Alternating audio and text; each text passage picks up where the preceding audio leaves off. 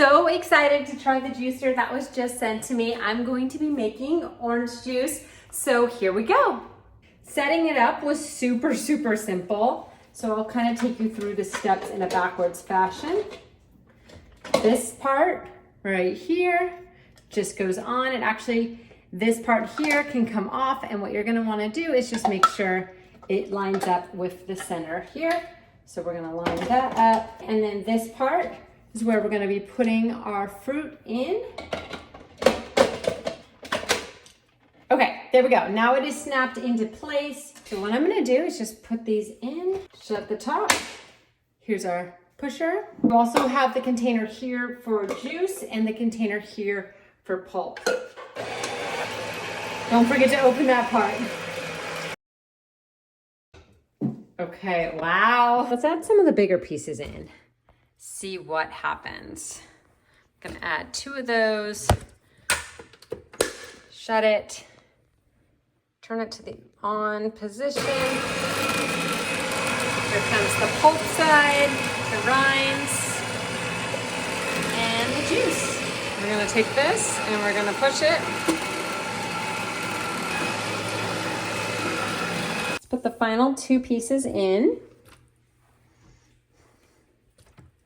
Snapping that down so you can see where that locks into place.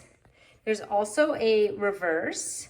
So if we wanted to go reverse, we could, but I'm gonna go ahead and just go with the on button and let it do its thing. Inside view. Looks like we're not getting much more juice left.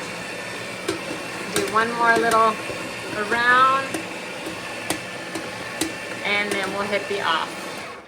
Super excited about the orange juice, but I felt like the oranges were having all the fun and I wanted to test an apple, so I just cut this into quarters, popped it in, and now I have a combo of apple orange juice.